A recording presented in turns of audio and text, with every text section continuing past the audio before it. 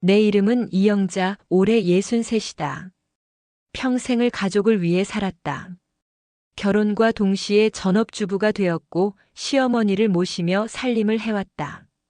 내 삶은 언제나 누구의 며느리, 누구의 아내, 누구의 엄마였다. 정작 나 자신의 이름으로 불리는 일은 거의 없었다. 시어머니는 중풍으로 쓰러진 이후 오랫동안 누워 계셨다. 나는 새벽마다 기저귀를 갈고 약을 챙기며 어르신을 돌봤다. 간병은 체력을 넘어 인내의 연속이었다. 한겨울에도 따뜻한 물수건으로 시어머니의 몸을 닦고 약 발라드리고 마사지를 해드렸다. 그 시간이 길어지면 길어질수록 내 허리는 휘고 손목엔 통증이 쌓였다. 그래도 견뎠다. 남편은 말없이 그 모습을 지켜볼 뿐이었다. 가끔은 당연하다는 듯 무심한 말도 했다. 당신밖에 없잖아. 당신이 아니면 누가 어머니를 돌봐? 마치 내가 아니었으면 큰일이라도 날 듯 말하면서도 그에 대한 고마움은 단 한 번도 들은 적이 없다. 아들 성현이는 대학 졸업 후 공기업에 들어가 자랑스러웠지만 이젠 연락도 뜸하다. 집에 오는 일은 연중 행사처럼 드물었고 온다 해도 방에 틀어박혀 핸드폰만 들여다보았다. 나는 그런 날들이 지겨웠다. 아침이면 먼저 일어나 국을 데우고 반찬을 만들었다. 식탁 위엔 언제나 세 사람이 앉을 수 있도록 준비했지만 실제로 셋이 함께 앉은 기억은 거의 없었다. 시어머니는 거동이 어려우셨고 남편은 출근한다고 바빴고 아들은 귀찮다는 듯 얼굴조차 잘 비추지 않았다. 그러던 어느 날이었다.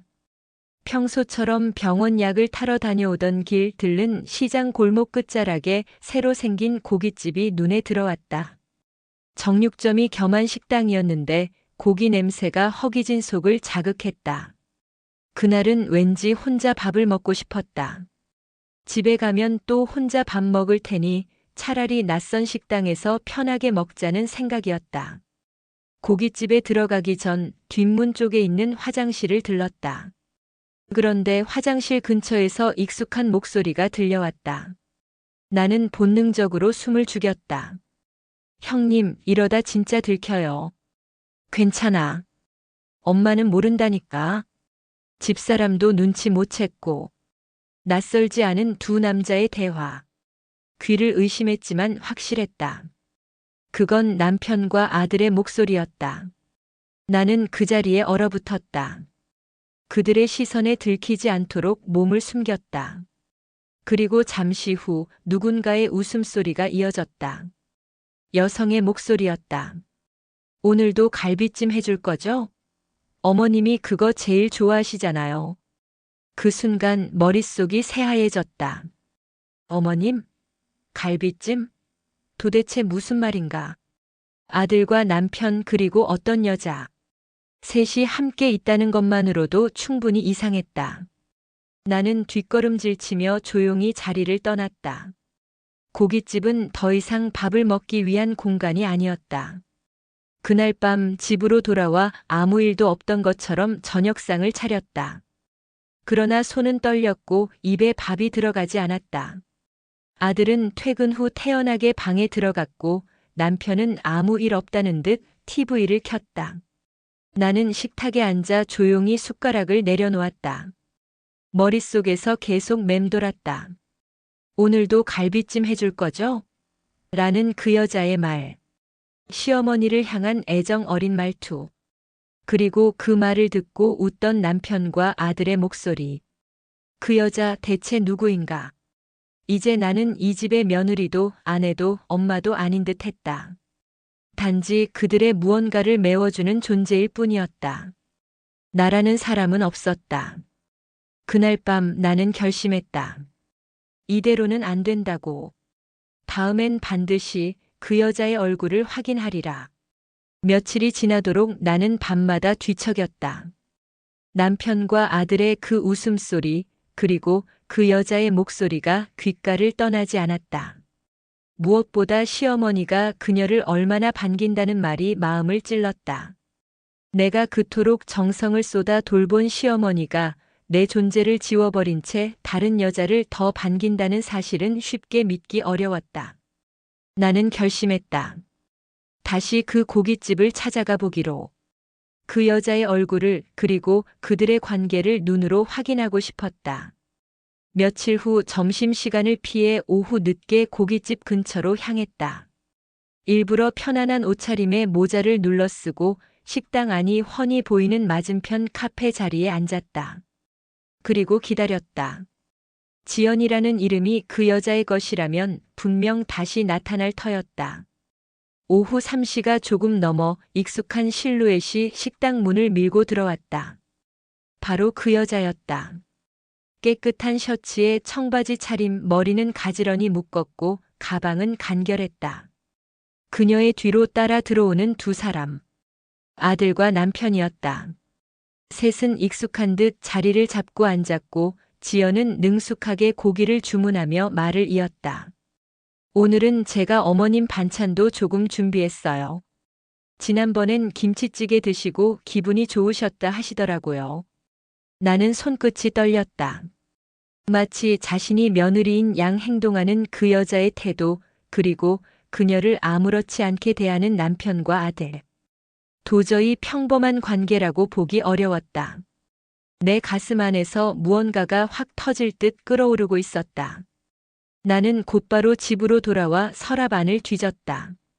남편이 쓰다 버린 녹음기를 꺼내 들고 건전지를 교체한 후 작동을 확인했다. 다음엔 그 녹음기를 챙겨 고깃집을 다시 찾을 것이다. 내 손으로 그들의 실체를 직접 담아야 했다. 그날 밤 식탁에는 평소처럼 반찬 3가지와 국이 올랐다. 남편은 아무렇지 않게 앉아 밥을 먹었고 아들도 휴대폰을 만지작거리며 숟가락을 들었다. 나는 그 모습을 가만히 지켜보았다. 침묵 속에서 고요히 그러나 분명하게 각오를 다졌다. 그들 3사람이 식당 안에서 나누던 대화와 웃음. 내가 없는 자리에서 완성된 또 다른 가족의 그림자. 그 모든 걸 더는 방치하지 않기로 했다. 나는 다음 날부터 조용히 움직이기 시작했다. 집안 곳곳에 서류를 정리하고 생활비 내역이 적힌 수첩을 꺼내어 날짜별로 정리했다. 오래전부터 모아둔 병원 진료 기록과 남편이 무심히 넘긴 각종 영수증도 함께 모았다. 그리고 노트 하나를 꺼내어 제목을 적었다. 이영자의 삶 되찾기 프로젝트. 그 아래 첫 문장. 그녀의 이름은 지연. 나는 이제 모든 진실을 쫓을 것이다. 나는 더 이상 그저 지켜보는 아내로 머물지 않기로 했다. 침묵은 이제 끝이다. 이제 나의 이름으로 싸울 시간이다. 다음 날 나는 그 녹음기를 조심스레 손가방에 넣고 고깃집으로 향했다. 이번에는 식사를 하려는 척 자연스럽게 혼자 자리를 잡았다. 사람들이 오가는 시간대를 피해 늦은 오후를 택했고 종업원에게 가장 안쪽 구석 자리를 요청했다. 테이블 아래로 녹음기를 조심스레 놓고 버튼을 눌렀다. 긴장이 온몸을 감쌌다. 식당의 문이 열릴 때마다 심장이 철렁였다. 그리고 마침내 문이 다시 열렸다. 남편과 아들 그리고 지연이 함께 들어왔다. 3사람은 내 앞 테이블에 앉았고 나는 고개를 숙여 음식 사진을 찍는 척하며 그들의 대화를 엿들었다. 어머님이 지연 씨 보면 그렇게 웃으신다니까요. 우리 지연이가 진짜 효녀야 안 그런가? 성현이 너도 마찬가지고. 그 말을 듣는 순간 숟가락을 들고 있던 내 손이 멈췄다. 효녀. 지연이. 아들과 함께 부르는 이름. 그리고 아들의 입에서 나온 자연스러운 미소. 이건 단순한 외도가 아니었다. 3사람은 마치 진짜 가족처럼 어울리고 있었다. 나는 그 대화를 한마디도 놓치지 않으려 애쓰며 손가락으로 녹음기를 가볍게 눌렀다. 확인 버튼이 작동되고 있다는 불빛이 깜빡였다. 더 이상 참을 수 없는 마음을 눌러가며 식사는 반쯤 남기고 자리에서 일어났다. 집으로 돌아온 나는 문을 닫고 곧장 방 안으로 들어갔다. 녹음기를 노트북에 연결하고 파일을 열었다. 잡음 사이로 그들의 목소리가 생생히 들렸다. 다음엔 어머님 모시고 바닷가라도 한번 다녀올까요? 좋죠. 그럼 제가 김밥 싸올게요. 지연의 목소리는 달콤하게 흘렀고 남편과 아들의 웃음소리가 겹쳤다. 30년을 함께 산 내가 듣지 못했던 말들, 받아보지 못한 웃음이었다. 녹음 파일을 멈추고 나는 조용히 창문을 열었다. 찬 바람이 들어왔고 눈시울이 시큰거렸다. 이건 분명한 배신이었다. 나는 다음날 변호사 사무실을 예약했다. 인터넷 검색을 통해 가까운 법률사무소를 찾고 혼자 방문했다. 내 이야기를 듣던 변호사는 잠시 조용히 있다가 말했다. 정황상 충분히 증거로 삼을 수 있습니다. 남편과의 혼인 파탄 사유도 성립 가능하고요. 무엇보다도 지금부터 자료를 하나씩 정리하시는 게 중요합니다. 생활비 내역, 병원 간병 기록, 그리고 이 녹음 파일. 전부 중요합니다. 나는 고개를 끄덕였다. 싸움이 시작되었다. 하지만 이번엔 절대로 지지 않을 생각이었다. 침묵으로 버텨온 시간은 끝났고 이제는 말하고 밝히고 지켜낼 시간이었다. 그날 밤 나는 다시 노트를 꺼내 제목 아래 두 번째 문장을 적었다. 나를 지우고 웃는 이들에게 나는 반드시 나를 증명할 것이다. 법률사무소에서 돌아온 나는 책상 앞에 앉았다. 오래전부터 미뤄뒀던 서류 정리를 시작했다. 남편이 매달 주던 생활비 명세표, 병원 진료비 내역, 약국 영수증, 기저귀 구매 기록까지 하나하나 날짜별로 구분해 노트에 붙여나갔다. 문득 이런 기록조차 처음 해보는 나 자신이 낯설게 느껴졌다. 하지만 이제는 다르다. 그간 나는 눈으로 보고도 모른 척했고 귀로 듣고도 외면했다. 무너져가는 가정의 벽돌들을 맨손으로 붙들며 어떻게든 지키려 안간힘을 썼다. 하지만 그 벽 안에서 나는 늘 혼자였다. 며칠 뒤 나는 변호사에게 자료 일부를 전달했다. 그는 고개를 끄덕이며 말했다. 이 정도면 충분히 대응할 수 있습니다. 하지만 상대방도 가만히 있진 않을 겁니다. 재산 명의가 시어머니 앞으로 되어 있다면 그걸 방패 삼아 부정할 가능성이 큽니다. 나는 대답 대신 조용히 노트를 꺼내 보였다. 그 안에는 시어머니 병간호에 들였던 시간과 비용, 남편이 외면했던 가족 모임의 내역, 아들의 무관심했던 말들이 빼곡히 적혀 있었다. 좋습니다. 아주 잘 정리하셨어요. 그리고 상간녀에 대해서도 법적 대응이 가능합니다. 명확한 증거가 있다면 위자료 청구도 병행할 수 있습니다. 나는 지연의 이름이 적힌 메모를 조심스레 꺼냈다. 그리고 그날 녹음 파일의 주요 대목을 타이핑한 문서를 함께 내밀었다. 남편과 아들의 목소리, 지연의 발언, 시어머니를 언급하며 며느리 같다는 내용까지 명확히 정리했다. 그날 밤 나는 이불을 덮은 채 눈을 감았다. 오랫동안 마음속에 켜켜이 쌓였던 감정이 문득 허물어지는 듯 했다. 외로웠던 밤들, 말없이 밥상을 차리던 아침들, 아들의 방문 앞에서 망설이던 수많은 순간들. 그것들이 머릿속에 떠올랐다가 하나씩 흩어졌다. 이제 나는 더 이상 참지 않을 것이다. 그들은 나를 무시했고 외면했고 대체할 수 있는 존재쯤으로 여겼다. 하지만 나는 사람이었다. 이름을 가진 인간이었다. 그리고 지금 나는 내 이름으로 싸움을 시작하려 한다. 다음 날 아침 나는 서랍 깊숙이 넣어두었던 낡은 상자를 꺼냈다. 그 안에는 결혼 전 꿈이 적힌 노트 한 권이 있었다. 그림 그리는 사람, 따뜻한 공간, 내 이름이 적힌 명함. 나는 노트를 덮고 조용히 다짐했다. 이제는 이영자의 삶을 그려갈 차례다. 며칠 뒤 동철이 먼저 입을 열었다. 우리 그냥 각자 편하게 살자. 너도 지쳤을 테고 나도 솔직히. 더는 이렇게 못 살겠다. 나는 아무 대꾸도 하지 않았다. 그는 무언가 준비한 듯 종이 한 장을 내밀었다. 이혼 협의서였다. 부부 공동 명의로 된 아파트 매각 후 절반을 나눠 갖자는 내용이 적혀 있었다. 그 외엔 아무것도 없었다. 내가 돌본 시어머니에 대한 감사도 지난 세월에 대한 언급도 없었다. 나는 서류를 조용히 접어 식탁에 내려놓고 그의 얼굴을 바라보았다. 차갑지도 뜨겁지도 않은 시선으로 말했다. 그렇게 하자. 대신 이건 법적으로 정리하자. 변호사 통해서. 동철은 당황한 기색을 감추지 못했다. 내 반응이 예상 밖이었는지 입을 다문 채 고개만 끄덕였다. 그는 내가 소리치고 울고불고 할 줄 알았을 것이다. 하지만 나는 이미 충분히 울었고 더는 그런 감정에 휘둘릴 생각이 없었다. 그날 저녁 나는 작은 가방 하나에 옷 몇 벌과 서류가 든 파일을 담았다.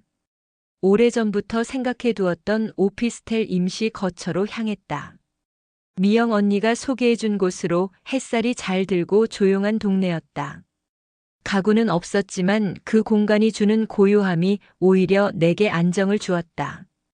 다음 날 아침 창가에 앉아 커피를 마시며 나는 오랜만에 창밖을 바라보았다. 부지런한 사람들의 출근길, 어린아이 손을 잡은 엄마들, 조깅하는 노부부. 평범한 풍경이었지만 왠지 그 속에 내가 있다는 느낌이 들었다. 누군가의 그림자에서 벗어나 스스로 움직이고 있다는 실감. 나는 조용히 노트를 꺼냈다. 네 번째 장에 이렇게 적었다. 나는 이제 누구의 아내도 누구의 며느리도 아닌 나 자신이다. 그리고 이 싸움은 나를 되찾기 위한 여정이다. 변호사로부터 연락이 왔다. 상대 측이 이혼은 동의하지만 재산 분할은 불가하다고 주장했다는 내용이었다. 동철이 시어머니 명의 재산임을 이유로 내 몫을 인정하지 않겠다는 입장이었다. 나는 침착하게 대답했다. 그럴 줄 알았어요. 시어머니 간병 내역, 생활비 내역, 그리고 병원 진단서 사본 전부 모아뒀어요. 변호사님, 제가 증명하겠습니다. 저는 그 집의 그림자가 아니었다는 걸. 그리고 다시 녹음기를 꺼냈다. 나는 증거를 쥔 여자가 되었고 이제 더는 눈치 보며 울던 여자가 아니었다. 며칠 뒤 법원에서 정식으로 소장이 접수되었다는 통보를 받았다. 이혼, 재산 분할, 그리고 상간녀 위자료 청구가 모두 포함된 문서였다. 변호사는 단호하게 말했다. 지금까지 준비하신 내용이면 충분히 이길 수 있습니다. 중요한 건 상대가 어떤 식으로든 감정적으로 흔들기를 시도할 수 있다는 점이에요. 흔들리지 마세요. 나는 고개를 끄덕였다. 이제는 흔들릴 마음도 여지도 없었다. 오히려 이상하리만치 차분했다. 법적 절차가 시작됐다는 건 곧 이 싸움의 끝이 머지않았다는 뜻이었다. 며칠 후 동철로부터 전화가 왔다. 한동안 뜸하던 그가 느닷없이 감정 섞인 목소리로 말했다. 지연이한테까지 소송장 보낼 줄은 몰랐어. 그 애는 아무 잘못 없어. 나는 깊게 숨을 들이쉰 후 조용히 입을 열었다. 혼인 관계가 유지 중이었고 나와 이혼한 적도 없었고 그 여자와 당신이 그런 관계였다는 것. 그게 위법이에요. 그리고 성현이까지. 더는 말하지 않겠어요. 법대로 하기로 했잖아요. 잠시 침묵이 흘렀고 동철은 결국 전화를 끊었다. 그 순간 나는 왠지 모르게 속이 후련했다. 그 어떤 언성도 오가지 않았지만 내 입으로 처음으로 진실을 드러냈다는 그 자체만으로도. 그날 밤 미영 언니가 조용히 찾아왔다. 직접 끓여온 미역국을 내어주며 말했다. 이제 내 생일인데 이런 날엔 너부터 챙겨야지. 그동안 너무 많이 남만 챙기며 살았잖아. 나는 한 숟갈, 두 숟갈 국을 떠먹으며 눈물을 삼켰다. 그것은 서러움도 아니고 외로움도 아니었다. 지금의 내가 온전히 누군가로부터 진심 어린 위로를 받고 있다는 안도감. 미영 언니가 돌아간 뒤 나는 핸드폰을 꺼내 문자 하나를 보냈다. 변호사에게. 상간녀 쪽 주소는 확인되었고 그가 선물한 외곽 별장 관련 자료는 추가로 정리 중입니다. 송현동 고시텔, 택시 영수증, 아들 명의 휴대폰 요금 내역까지 정리해 두었습니다. 그리고 마지막으로 노트에 한 줄을 더 적었다. 나는 지금까지 견딘 여자가 아니다. 이제는 증명할 여자다. 나를 잃지 않기 위해 싸우는 사람이다. 조정기일이 다가왔다. 변호사와 함께 준비한 서류를 다시 한번 점검하고 나는 아침 일찍 법원으로 향했다. 처음 와보는 곳인데도 그날의 하늘과 공기가 이상하리만큼 낯설지 않았다.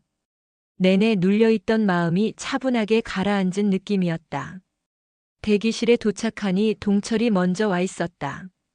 옅은 베이지색 점퍼에 늘 하던 대로 주머니에 손을 찔러 넣고 의자에 앉아 있었다. 얼굴이 부쩍 늙어 보였다. 하지만 나는 그 얼굴을 마주할 생각도 말을 걸 생각도 없었다. 잠시 후 조정위원이 입장했고 양측 변호사와 당사자가 자리에 앉았다.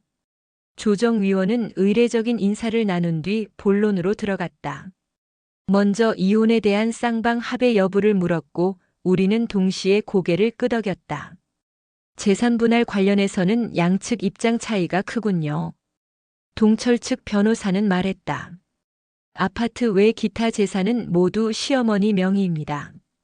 이혼 상대방이 실질적으로 형성한 자산이 없습니다.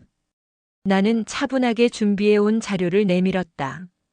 간병 내역, 생활비 지출 기록, 병원 진료 증빙, 그리고 무엇보다 녹음 파일 일부를 문자로 제출한 정황 자료. 조정위원은 그것들을 찬찬히 살펴보더니 고개를 끄덕였다.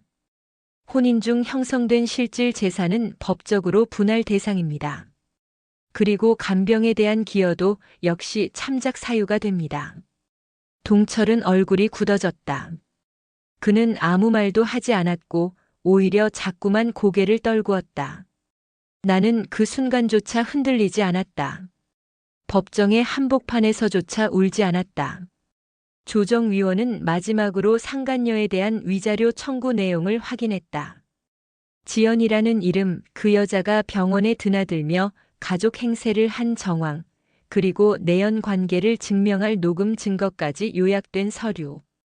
위자료 청구는 정당하며 향후 정식 재판으로 넘어갈 경우 판결 가능성도 높습니다. 그 말을 들은 순간 나는 내 안에 무엇이 조용히 부서지는 소리를 들었다. 억울함, 분노, 서러움, 그 모든 감정이 그 순간 떠오르더니 아주 조용히 무너져 내렸다. 법정을 나와 복도 끝 의자에 앉았다. 누군가가 내 옆에 앉았지만 나는 고개를 돌리지 않았다. 그저 손에 쥔 파일을 꼭 움켜쥐고 있었다. 이제는 절대 흔들리지 않겠다고 마음속으로 되뇌었다. 그날 밤 숙소에 돌아와 오래된 수첩을 펼쳤다. 그림을 그리려다 미처 그리지 못한 빈 종이가 한 장 있었다. 나는 그 위에 천천히 글을 써내려갔다. 나는 이름 없는 존재가 아니었다. 그 누구보다 치열하게 살았고 이제는 나로서 살아가려 한다. 며칠 뒤 정식 재판 일정이 확정되었다는 문서를 받았다. 기일은 한 달 후. 생각보다 긴 시간이었다. 하지만 그 사이에 내가 할 수 있는 일이 많다는 생각이 들었다. 나는 다시 노트를 펼쳐 일정표를 만들었다. 해야 할 일, 준비할 증거, 확인해야 할 내역들. 첫 번째는 병원 출입 기록이었다. 시어머니가 입원해 있던 기간 병원 측의 간호기록부를 요청해 확인할 수 있었다. 거기엔 분명 지연의 이름이 보호자 외 출입자로 자주 기재되어 있었고 심지어 환자의 식사 보조나 산책 동행에도 그녀의 이름이 있었다. 두 번째는 금융 내역이었다. 남편의 계좌 일부가 내 명의의 공동 계좌로 연결되어 있었기에 확인이 가능했다. 거기엔 외곽 별장 시공사로 입금된 기록이 있었고 그 주소지에는 시어머니가 아닌 지연의 이름으로 된 출입 카드가 발급되어 있었다. 나는 차근차근 그것들을 복사해 정리했고 한 권의 파일로 만들어 변호사에게 전달했다. 그는 그것을 넘기며 말했다. 아주 훌륭합니다. 이 정도면 상대 측이 반박할 수 있는 여지는 거의 없습니다. 그리고 세 번째. 내가 가장 망설였던 부분. 성현이 내 아들의 역할이었다. 나는 여전히 믿고 싶지 않았다. 지연과 남편의 관계에 아들이 얼마나 개입했는지를 정확히 알고 싶었다. 그는 그냥 무관심한 아들이었을까? 아니면 함께 모든 걸 알고도 묵인한 걸까? 나는 조심스럽게 성현의 SNS 계정을 살폈다. 몇 달 전 지연과 함께 찍힌 사진이 비공개 계정에서 우연히 노출되었고 그 사진 속엔 바다를 배경으로 셋이 웃고 있었다. 동철, 지연 그리고 성현. 나는 눈을 감았다. 그리고 한참을 그대로 앉아 있었다. 분노보다 더 깊은 감정이었다. 그것은 실망이었고 절망이었고 어쩌면 체념에 가까운 감정이었다. 하지만 울지 않았다. 이젠 울지 않기로 했으니까. 대신 나는 그 사진을 캡처해 폴더에 담았다. 언젠가 필요할 때를 위해 그리고 나 자신에게 상기시키기 위해. 그날 밤 숙소 창문 너머로 초승달이 떠 있었다. 나는 그 달빛 아래 작은 다짐을 적었다. 가족이라는 이름 아래 버티던 나는 이제 없다. 이제는 나라는 사람으로서 이 모든 것을 마주한다. 법정에서의 첫 재판일이 다가왔다. 나는 평소보다 더 일찍 숙소를 나섰다. 손에 든 가방 안에는 그동안 모은 증거와 노트, 변호사가 정리한 서류들이 가지런히 담겨 있었다. 거울 앞에 서서 오랜만에 머리를 말끔히 빗고 밝은색 블라우스를 꺼내 입었다. 내겐 작은 변화였지만 오늘을 맞이하는데 꼭 필요했다. 법원에 도착했을 땐 이미 사람들이 하나둘 도착해 있었다. 동철은 변호사와 함께 나타났고 그 옆에는 예상치 못한 얼굴이 있었다. 지연이었다. 법정 복도를 서성이는 그녀의 표정은 긴장보단 오히려 여유에 가까웠다. 나는 시선을 피하지 않았다. 오히려 정면으로 바라봤다.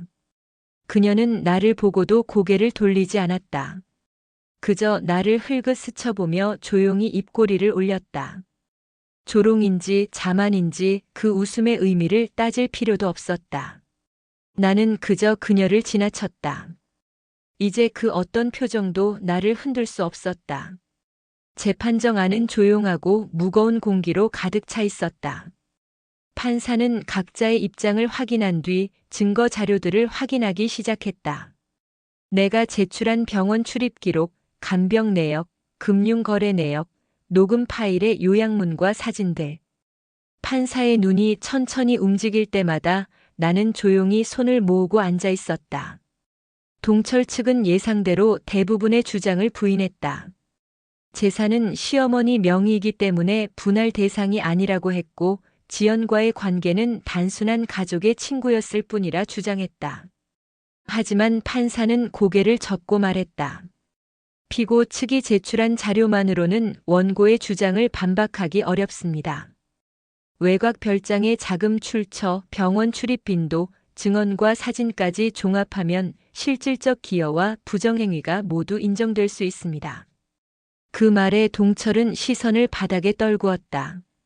지연은 말없이 입술을 깨물었다. 재판은 장장 3시간 동안 이어졌다. 마지막으로 판사는 중간 소견을 정리하며 이렇게 덧붙였다. 다음 기일 전까지 추가 자료 제출이 가능하며 조정이 여의치 않을 경우 정식 판결로 이어질 수 있습니다. 나는 조용히 일어섰다. 법정을 나서며 가방을 든 손이 무겁게 느껴졌지만 마음은 오히려 가벼웠다. 그동안 싸움은 말이 아닌 증거로 이어졌고 감정이 아닌 사실로 전개되었기 때문이다. 그날 밤 작은 찻집에 들렀다. 따뜻한 유자차를 주문해 마시며 나는 노트에 한 문장을 써내려갔다. 이제야 조금 나를 지켜냈다는 기분이 든다. 아주 조금 하지만 분명하게. 2번째 재판 기일 전 변호사로부터 전화가 왔다. 동철 측이 조정을 요청해 왔다는 것이었다. 예상보다 빠른 반응이었다. 아마도 지난번 재판에서 판사의 중간 소견이 결정적이었을 것이다. 합의할 의사가 있다면 조정실에서 다시 한번 대화해보자고 합니다. 나는 잠시 생각했다. 이미 돌이킬 수 없는 강을 건넜다는 걸 알기에 망설일 이유는 없었다. 오히려 더는 이 싸움을 질질 끌고 싶지 않았다. 조정실 안에는 동철과 그의 변호사가 먼저 와 있었다. 동철은 내 눈치를 살피는 듯 시선을 주었다가 곧장 고개를 돌렸다. 그 옆에 지연은 없었다. 대신 그녀의 변호사가 대신 참석했다. 조정위원이 입을 열었다. 양측 모두 법적 분쟁을 오래 끌고 가고 싶진 않다는 점은 이해합니다. 그러니 합리적인 선에서 마무리 지을 수 있도록 이야기 나눠보시죠. 나는 준비해간 자료를 조용히 꺼냈다. 외곽 별장의 자금 흐름, 병원에서의 상간녀 출입 기록, 지출 내역, 아들명의 계좌로 흘러간 금액까지 모두 정리된 문서. 그 안에는 지연이 단순한 지인일 수 없다는 사실이 증명된 수치와 정황이 분명히 담겨 있었다. 조정위원은 나의 설명을 찬찬히 들은 후 동철 측을 바라보았다. 그들은 아무 말 없이 서류를 넘기고 있었다. 그리고 한참 뒤 동철이 조용히 입을 열었다. 정숙하게 마무리하겠습니다. 아파트와 별장 관련 재산, 명의와 관계없이 분할에 동의하겠습니다. 지연 씨와의 관계는 제가 책임지겠습니다. 위자료 부분도 수용하겠습니다. 그 말에 조정위원이 고개를 끄덕였다. 나도 조용히 수긍했다. 마침내 싸움의 끝이 보였다. 모든 서명이 끝난 후 조정위원은 마지막으로 말했다. 이제는 서로를 놓아줄 시간입니다. 각자의 삶이 있으니까요. 조정실을 나와 복도를 걸을 때 동철이 잠시 멈춰섰다. 그리고 나를 향해 말했다. 영자야. 미안하다. 지금에야 그 말하는 게 무슨 의미인진 나도 안다. 그래도 정말 미안하다. 나는 그 말을 들었지만 대답하지 않았다. 그저 고개만 살짝 숙이고 걸음을 옮겼다. 그 말은 나를 위해 필요한 말이 아니라 그가 덜 죄책감 느끼기 위해 꺼낸 말처럼 느껴졌기 때문이다. 밖으로 나오니 봄비가 내리고 있었다. 우산 없이 맞는 비는 처음이었다. 하지만 그 비가 차갑지 않았다. 오히려 내게 씻김처럼 느껴졌다. 그날 밤 나는 마지막 노트를 꺼내 이렇게 적었다. 모든 싸움이 끝났다고 말할 수는 없지만 오늘 나는 한 페이지를 마무리했다. 이제 남은 건 나로 사는 일, 내가 나로 존재하는 시간. 지독했던 배신의 시간은 결국 끝을 맞이했다. 이영자는 단지 한 가정의 아내이자 며느리로서 살았던 지난 날을 뒤로하고 자신의 이름으로 다시 서기 시작했다.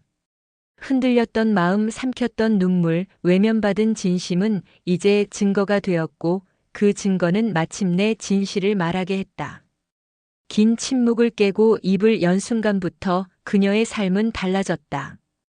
분노로 시작된 싸움은 차분한 이성과 철저한 준비로 이어졌고 마침내 그녀는 법 앞에 당당히 섰다. 아무도 알아주지 않았던 시간들이 법정에서 하나하나 펼쳐질 때 이영자는 깨달았다. 자신은 결코 사라진 존재가 아니었다는 것을.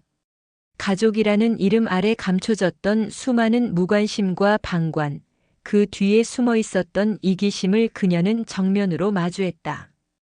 아들의 침묵, 남편의 외면, 그리고 상간녀의 뻔뻔함까지. 그 모든 것들을 지나 이영자는 마침내 말할 수 있었다.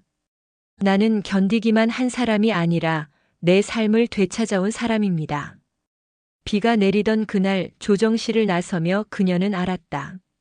그 비가 단지 젖는 비가 아니라 지난 세월의 고통을 씻어주는 비라는 것을. 이혼이라는 단어는 누군가에게는 끝이었겠지만 그녀에게는 시작이었다. 자유의 시작, 이름의 시작, 그리고 자신을 위한 시작. 이제 그녀는 매일 아침 창가에 앉아 따뜻한 차를 마시며 그림을 그린다. 누구의 시선도 의식하지 않고 누구의 기대도 감내하지 않는다. 자신의 손으로 자신의 하루를 그려나가는 그녀. 한때는 그저 희미한 배경처럼 살아왔지만 이제는 자신의 삶을 정면으로 마주하는 주인공이 되었다. 그리고 오늘도 그녀는 조용히 노트에 한 줄을 적는다. 나는 살아있다. 나는 나로서 이 세상에 존재한다.